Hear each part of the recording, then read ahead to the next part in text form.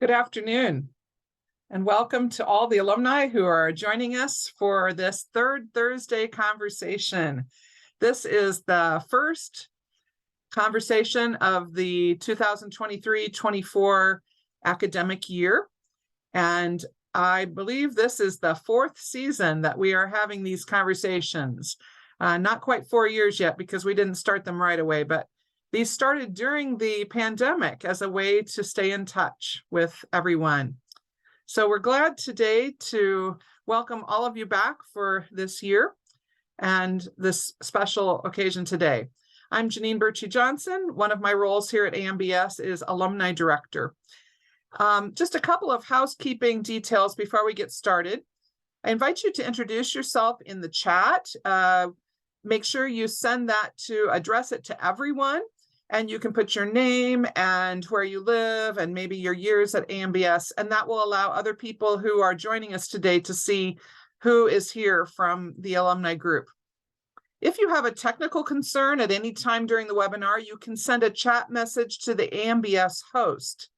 And if you have a comment or question for our speaker, we ask that you please use the Q&A feature, which you can find by hovering over the bottom of your screen. I'll be watching for those questions and comments, and I'll select the ones then that I'll ask to Luis. And please note that the webinar, including the questions, is being recorded. Turning now to our conversation.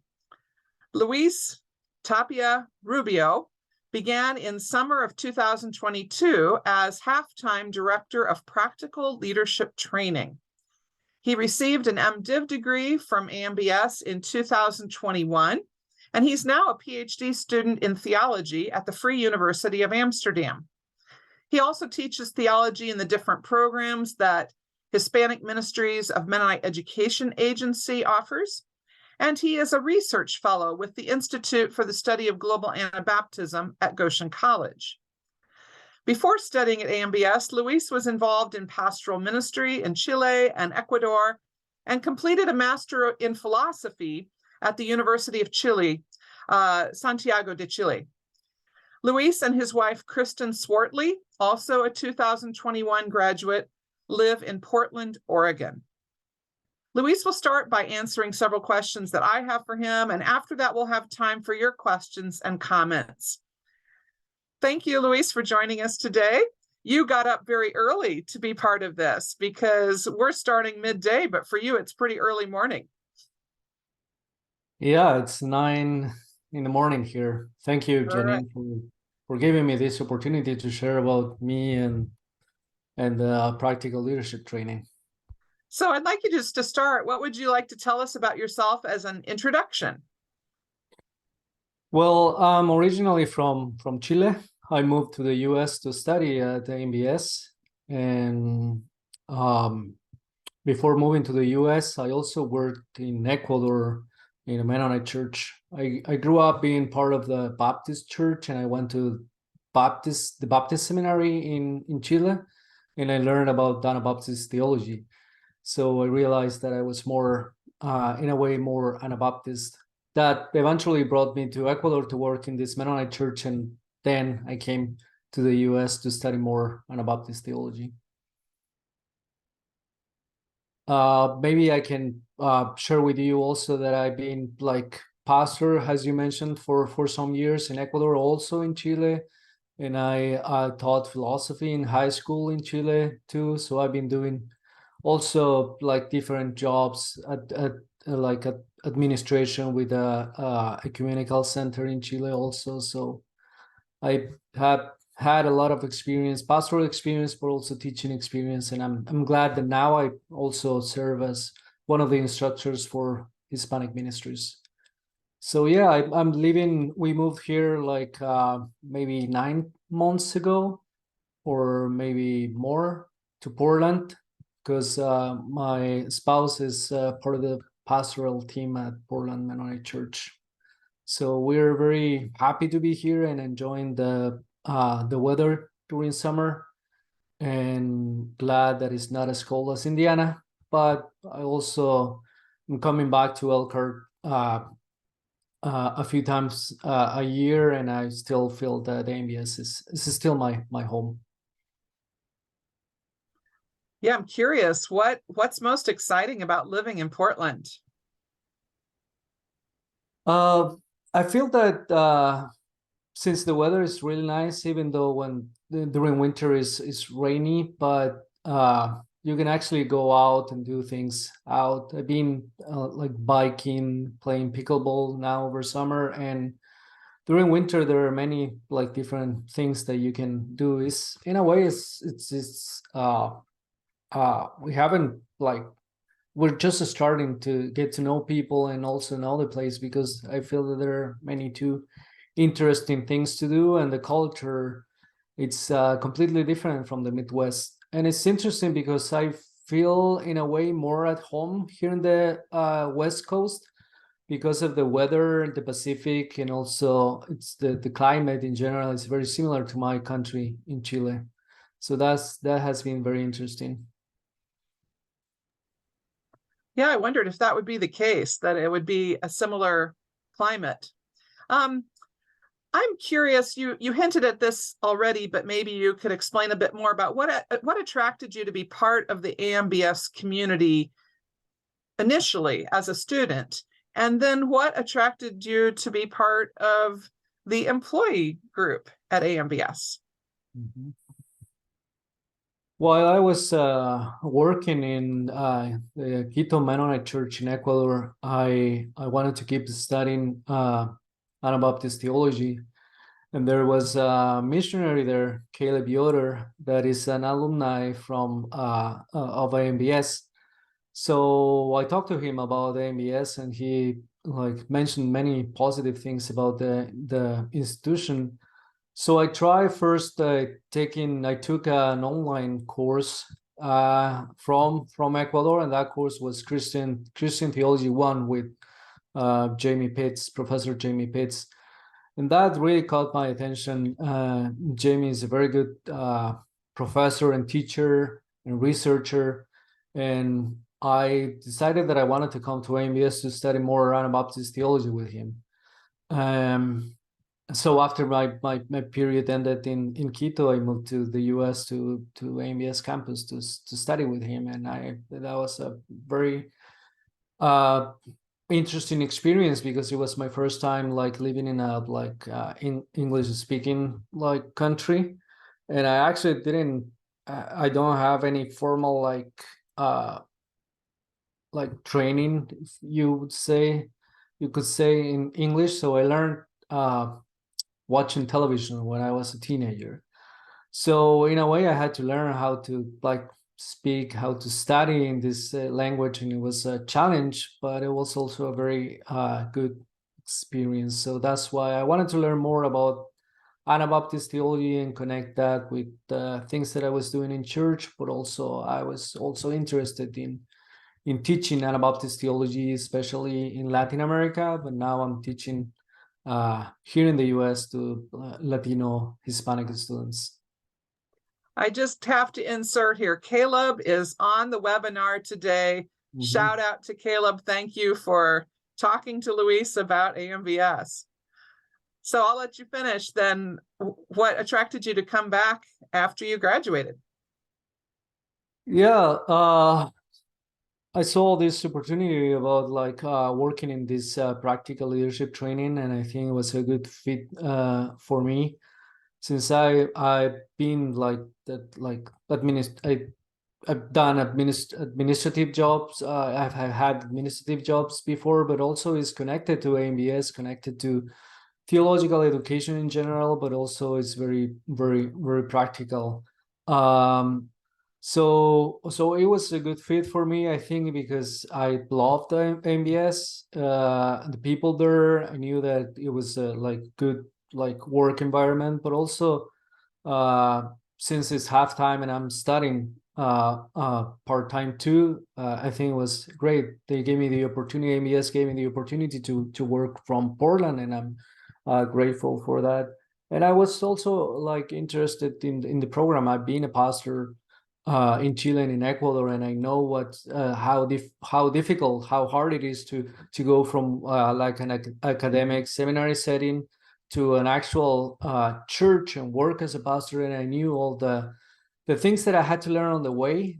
that maybe I would love to have more training on that while I was at seminary or after seminary, and that didn't exist in Chile or when I was in Ecuador. So if I can help in a way to pastors, leaders, ministers that need that practical training, I'm happy to do it.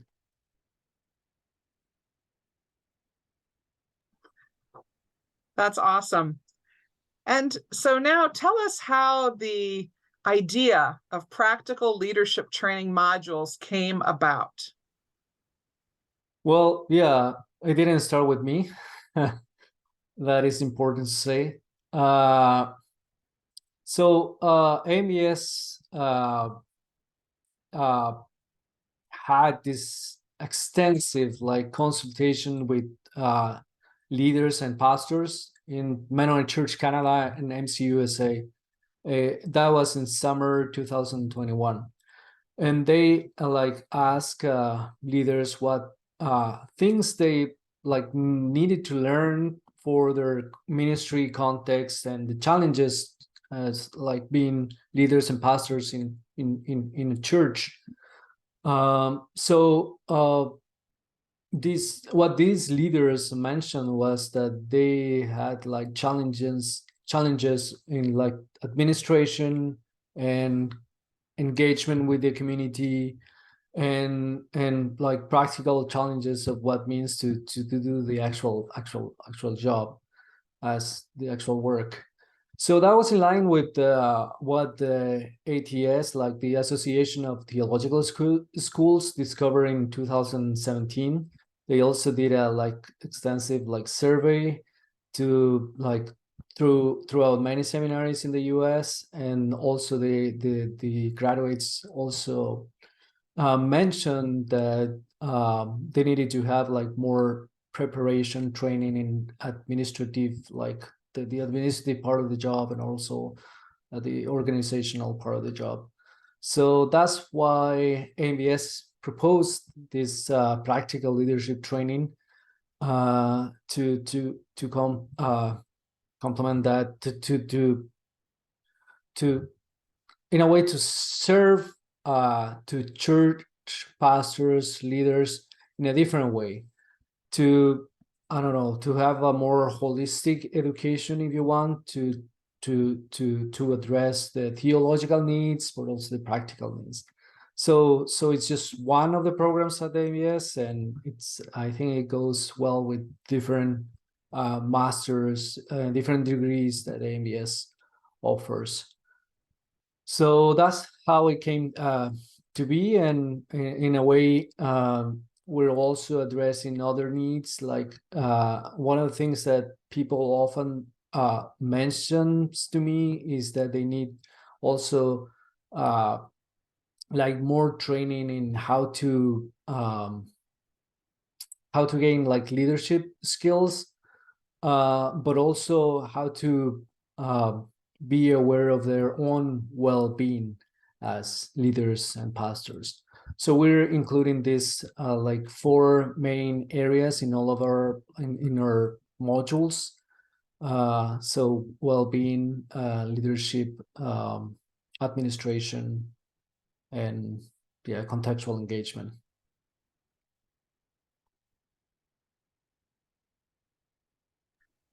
I love that for the 4 areas that you're looking at. And can you give us some examples of upcoming PLT offerings? What's coming soon? And then if you can give some ideas that are still being developed that might be coming later. Mm-hmm. Sure. Yeah, well, I have to say that I took what this survey discover, what are the needs of pastors and leaders, and also I did my own research, if you want, interviewing and talking to many pastors and leaders when I just started in this position. And it's a challenge because there are many needs on practical training. So the modules that we came out, that we propose for these semesters is just like part of what we want to offer in this entire program. We're gonna offer different modules every semester. So yeah, but for now, we're excited about a couple of webinars that we're gonna have in October and November. Jess Stoltzfus Buller, she created this curriculum for MCC, and she's offering her curriculum as part of this practical leadership training. So we have a webinar on peacemaking through curious dialogue. That's the title of the module webinar in October, and another one in November that is called Creating a Healthy Congregational Culture. So it's excited to have Jess with us, and we're hoping that she's going to keep teaching modules but in her program.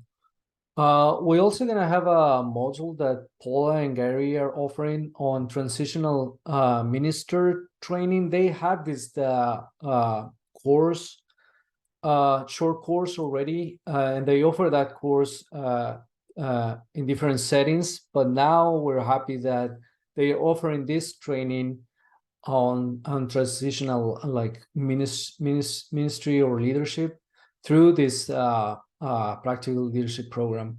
So now it's renamed Leading Congregations in Transition, and we realized that it's like a need for our pastors and ministers and leaders, because we're actually the registration is closed already because we already have enough participants, but we're gonna offer this every semester. So if people here are interested in that, they should register as soon as the new registration is open for next semester. Paula and Gary they have a lot of experience on this, and we're glad that they're teaching this. In October, we're also offering the module Intercultural Inclusion, from Symbolic to Shared Power.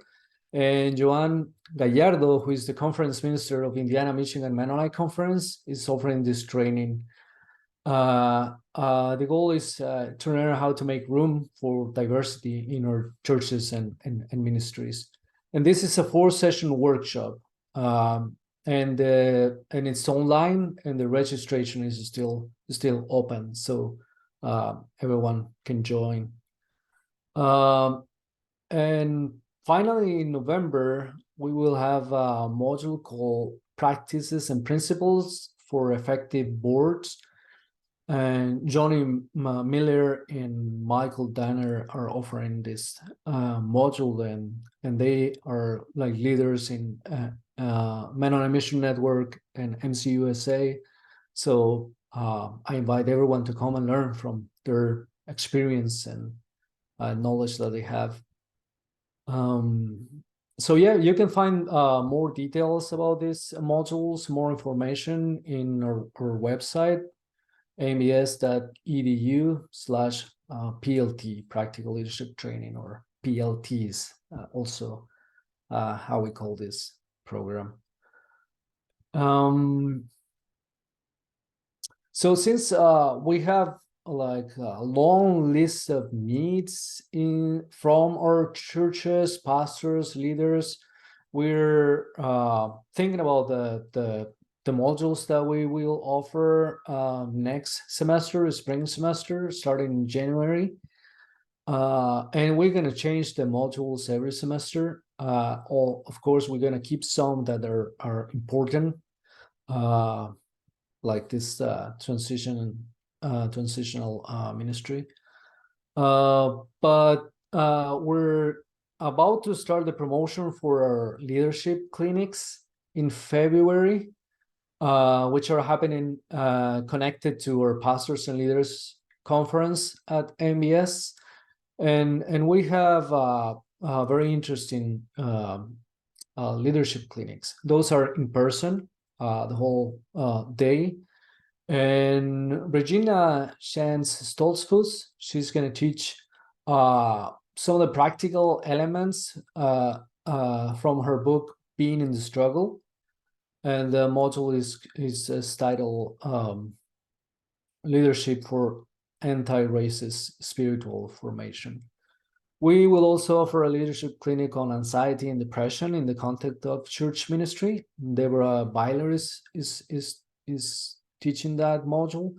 And AMBS president David Bertsche is going to offer a leadership clinic on vital and faithful congregation, practicing our way to a future with hope. And that module is also very interesting because one of the things that we're hearing from pastors and leaders that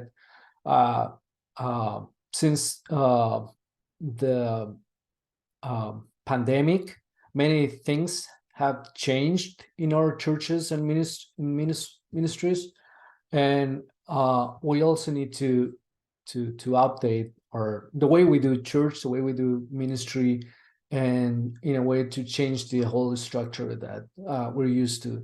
So in a way, that module is an invitation to start that that process in a very practical way.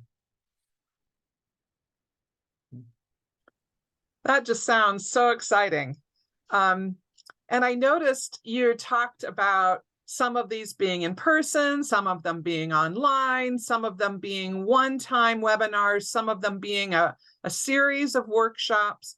Can you explain a little bit more about the flexibility of the practical leadership training modules and how they can be used by different groups of people? I know that some of these can be used in classes that AMBS offers, and some are being used for the Doctor of Ministry program. Some of them are more oriented towards continuing ed, and some of them can be offered to like congregational leaders who aren't pastors.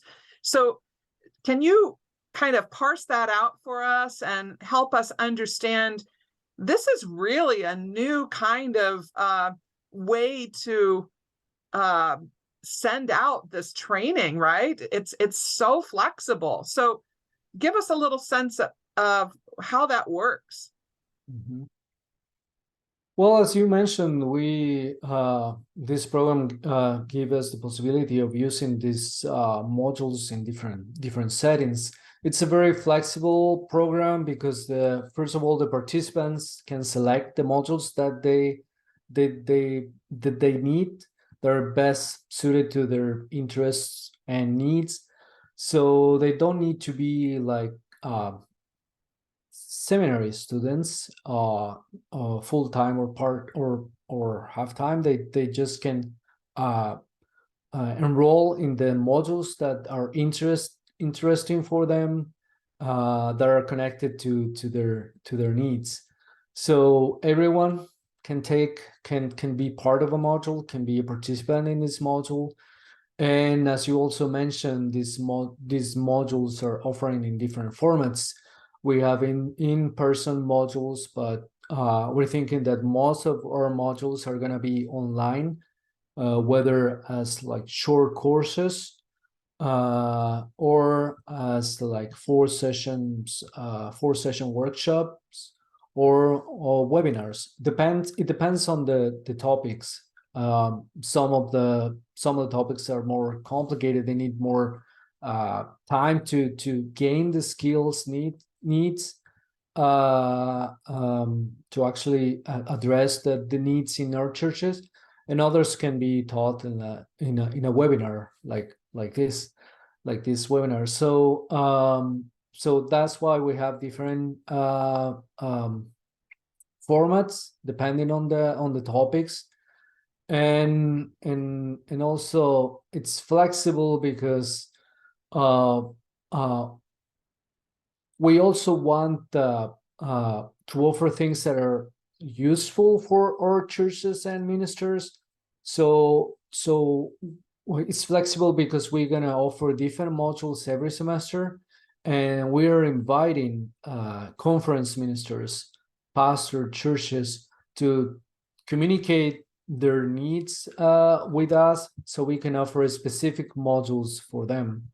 For example, this module that we're going to have in intercultural inclusion, there's a Mennonite church in Arizona that is going to the whole board and other members in the church are gonna all participate in this module with Joan Gallardo. So it's good that like it's an online module and we can offer that to a church that is not close to AMBS.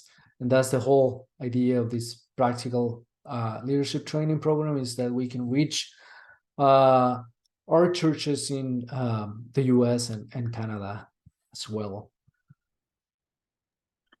So this kind of connects to what AMBS offers in Invite AMBS, where, but I'm just wondering, if somebody saw a module being offered and they thought, ooh, I want that to be offered in my conference or in my congregation, could they arrange that with you? Or is that something they would do through Invite AMBS? How do those things work together?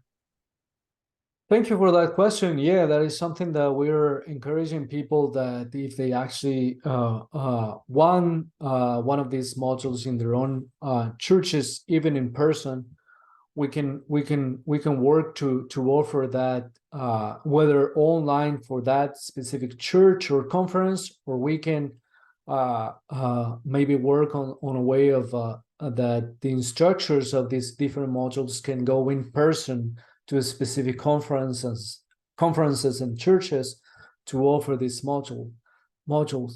So AMBS is interested in solving, in replying, in answering like to the needs of our churches and pastors.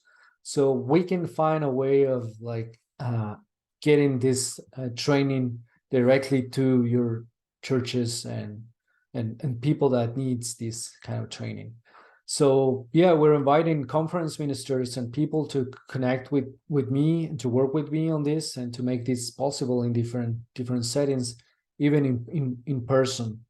So it's very flexible in a way that yeah, we can actually work on like sending one instructor to one specific area instead of students coming to AMBS campus. So that gives us a lot of opportunities also. So tell us about what your work as the director of this program includes, and then also who is helping to guide your work. I think you have a group of people that is giving you some feedback or ideas or something. Can you talk a little bit about that? Yes, the practical leadership training is part of the Church Leadership Center at the AMBS. So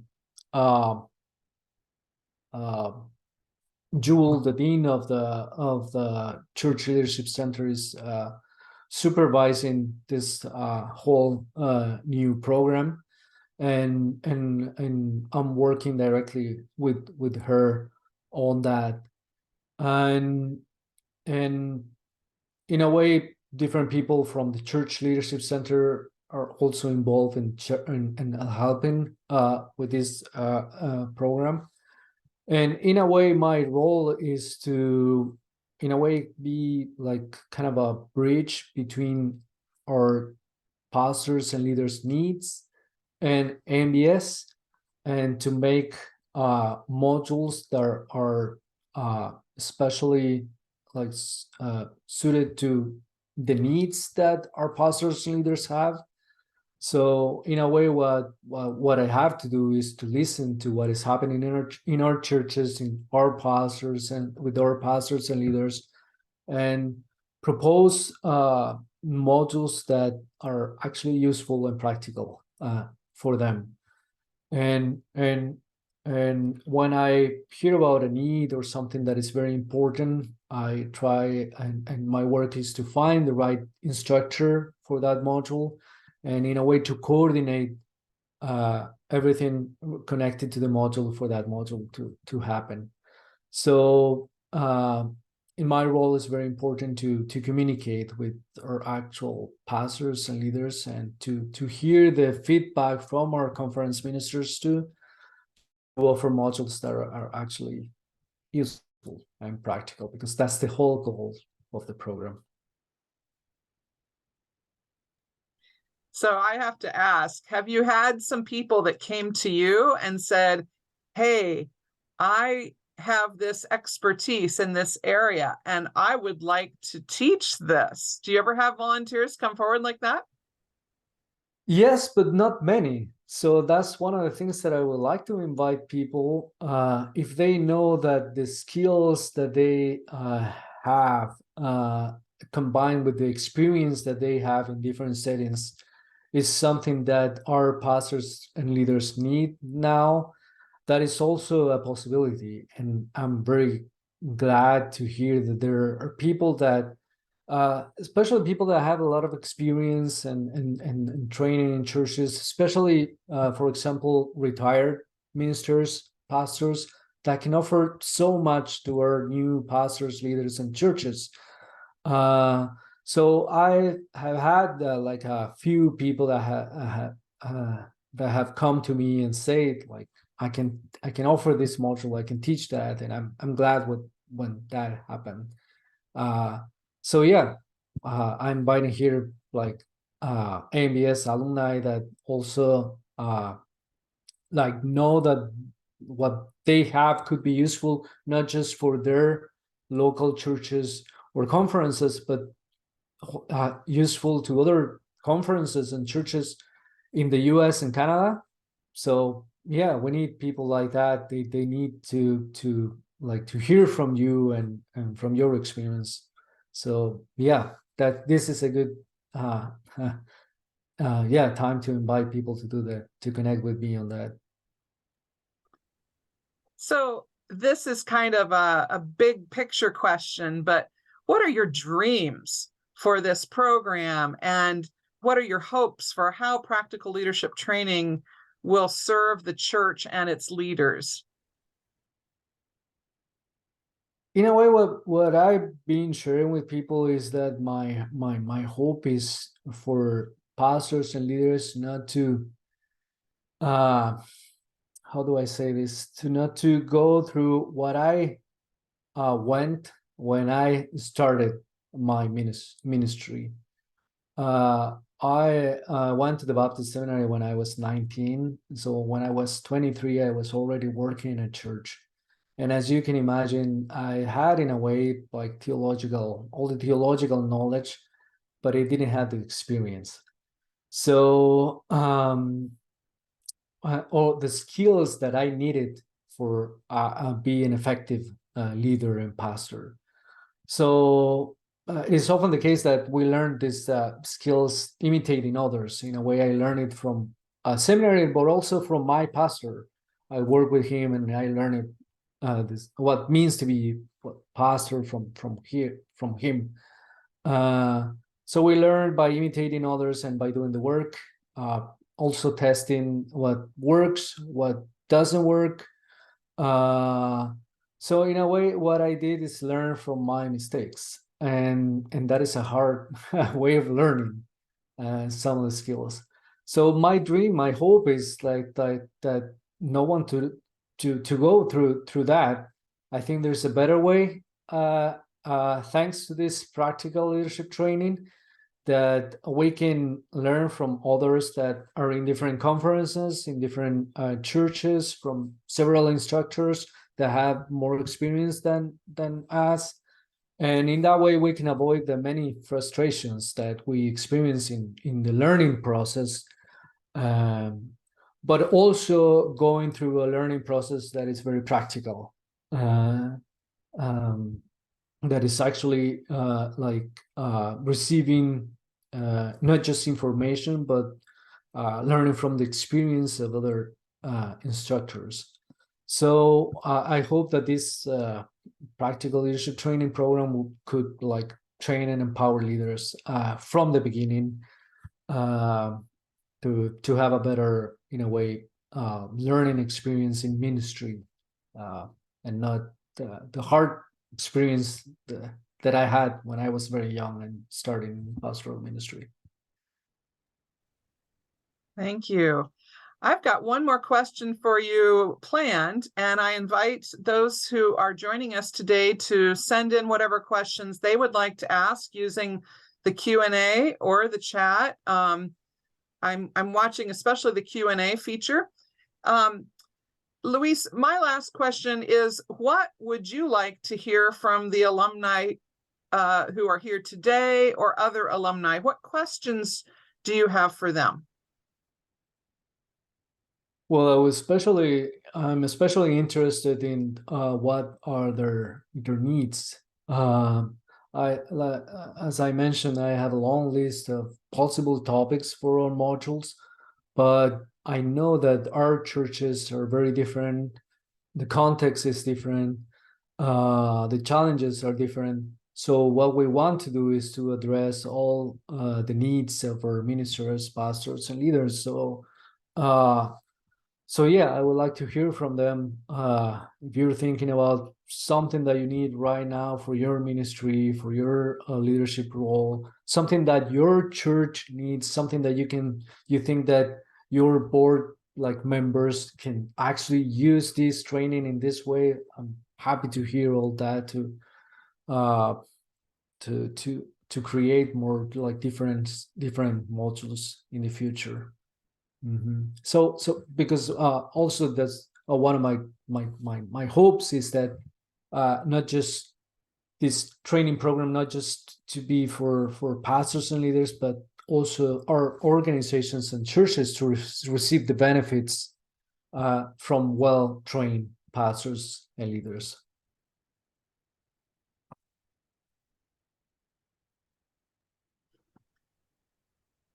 All right, one more question that I'm curious about is, do you feel like you've had more ideas come in than what you're going to be able to use? I mean, is there, you said something about there's just so many needs. How do you winnow down from all of the possibilities to decide what's most important?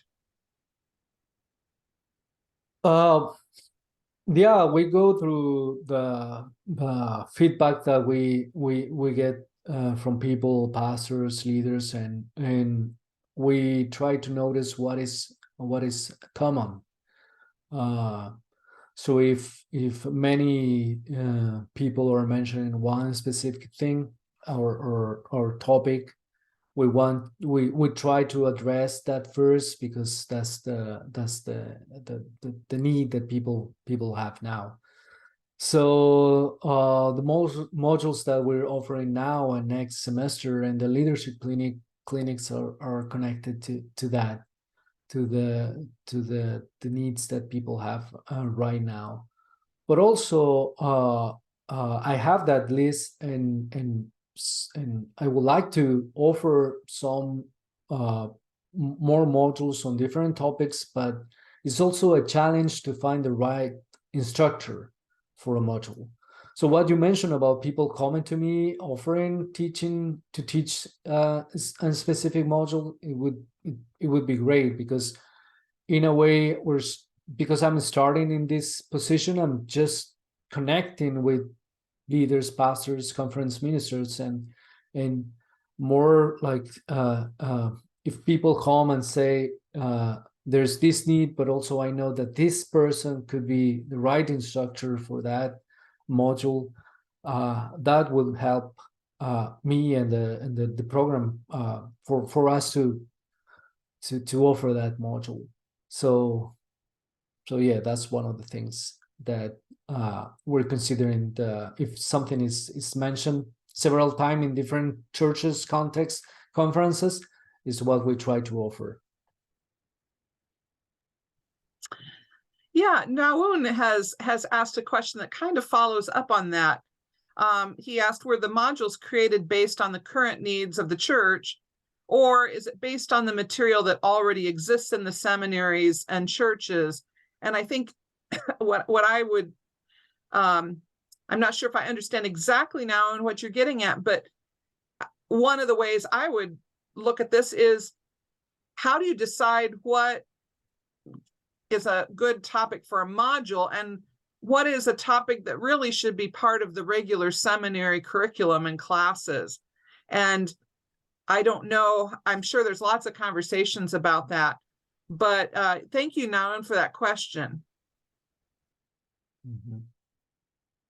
So yeah, it's what we're trying to do is to offer modules that are actually practical, useful. So we're concentrating on the needs on the needs that we hear from pastors and leaders. That's the main thing.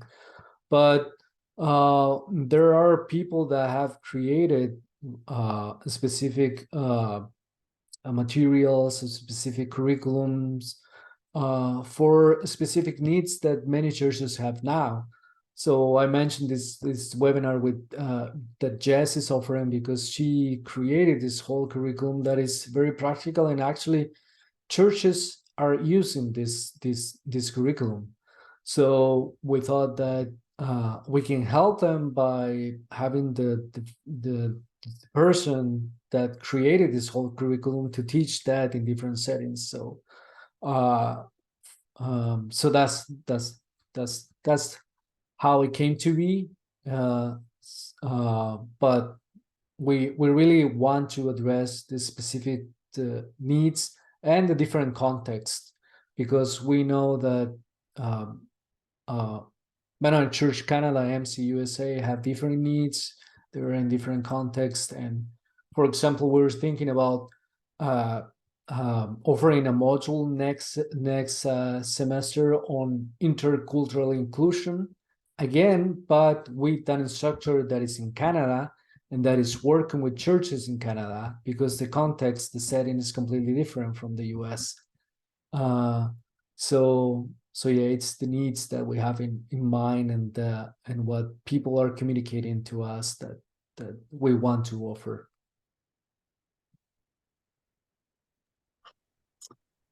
All right. Well, thank you so much, Luis. This has been really great to hear more details about this program. It's so exciting, and everything is just gearing up now. People are starting to sign up. It's great that one of these is already full. So I'm really grateful to you for getting up early this morning to join us for this conversation. I also want to thank all of you alumni who joined us today, and those who will watch this later, for your interest in this, also for your support of AMBS. I've said this many times, but alumni truly are our most important influencers. They are the ones who tap new students. Be a Caleb Yoder, be a Caleb, and tap someone like Luis to come to AMBS. And also your support financially and through prayers is so important. Remember that you can sign up for one of these modules. You can participate in ongoing continuing education events through the Church Leadership Center. All of these are ways to stay connected with AMBS. And if you ever want to take a course that's like for credit, you can use your alumni, your graduate rate for that. There's a special graduate rate, audit rate. If you want to, I guess that would be for to audit a class rather than take it for credit. Next month, our third Thursday conversation is going to be part of the exciting launch of the public phase of our campaign. And campaign director Paula Killo and director of development Bob Yoder will be joining me for that. Thanks again to all of you for joining us this afternoon. Thanks to student Janet McGeary for providing technical support. That concludes today's third Thursday conversation. I hope you all have a great day. Thank you, Janeen. And thank you, everyone, for participating.